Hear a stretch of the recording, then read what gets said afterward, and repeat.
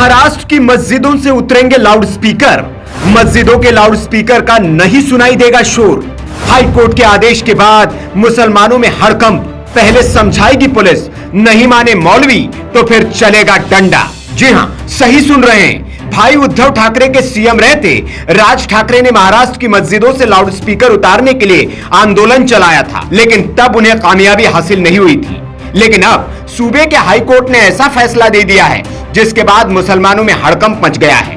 बार बार शिकायतें, बढ़ता ध्वनि प्रदूषण और स्थानीय निवासियों की परेशानियां मस्जिदों के लाउडस्पीकरों की आवाज ने न केवल कानूनी बल्कि राजनीतिक हलचलों को भी जन्म दिया है।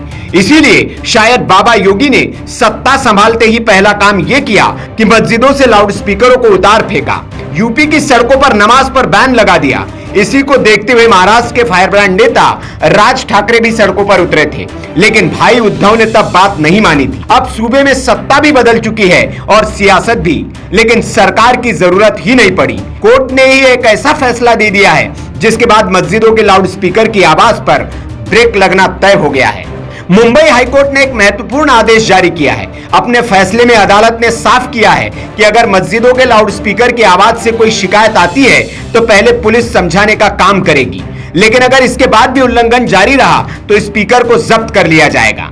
दरअसल यह आदेश तब आया है जब मनसे प्रमुख राज ठाकरे ने मस्जिदों के लाउडस्पीकरों के खिलाफ अभियान छेड़ रखा है। इसी बीच मुंबई उच्च न्यायालय का ऐतिहासिक फैसला आया है। डेसिबल स्तर के उल्लंघन और ध्वनि प्रदूषण की सीमा के बारे में विश्राम बेड़ेकर ने शिकायत दर्ज की थी, जिस पर कोर्ट ने नियम तय कर प्रशासन को लाउडस्पीकर जब्ती की खुली छूट दे दी है। अपनी शिकायत में विश्राम बेड़ेकर ने कहा था कि ये लाउडस्पीकर न केवल ध्वनि प्रदूषण का कारण बनते हैं बल्कि स्थानीय लोगों के लिए भी बड़ी परेशानी का सबब बनते हैं।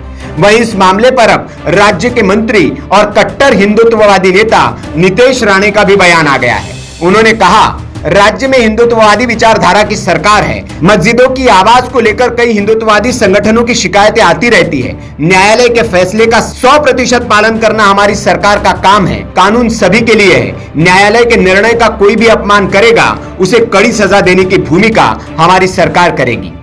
आपको यह भी बता दें कि यह फैसला केवल मस्जिदों के लाउडस्पीकर तक सीमित नहीं है, बल्कि सभी धार्मिक स्थलों पर यह लागू होगा। लेकिन मस्जिदों के लाउडस्पीकर हमेशा विवाद के केंद्र में रहे और यह फैसला समाज को एक स्पष्ट संदेश देता है कि कानून सभी के लिए समान है। वहीं इस मामले पर मनसे नेता संदीप देशपांडे का भी बयान आया है। उन्होंने कहा, हम मुंबई उच्च न्यायालय के निर्णय का स्वागत करते हैं। यह पहली बार नहीं है जब कोर्ट का ऐसा फैसला आया है। इससे पहले भी कोर्ट ने आदेश दिए हैं। सरकार को कोर्ट की नई गाइडलाइंस का पालन करना चाहिए। सरकार को ठोस भूमिका लेनी चाहिए। इस निर्णय के बाद राज ठाकरे जो आदेश देंगे हम उसी के अनुसार काम करेंगे।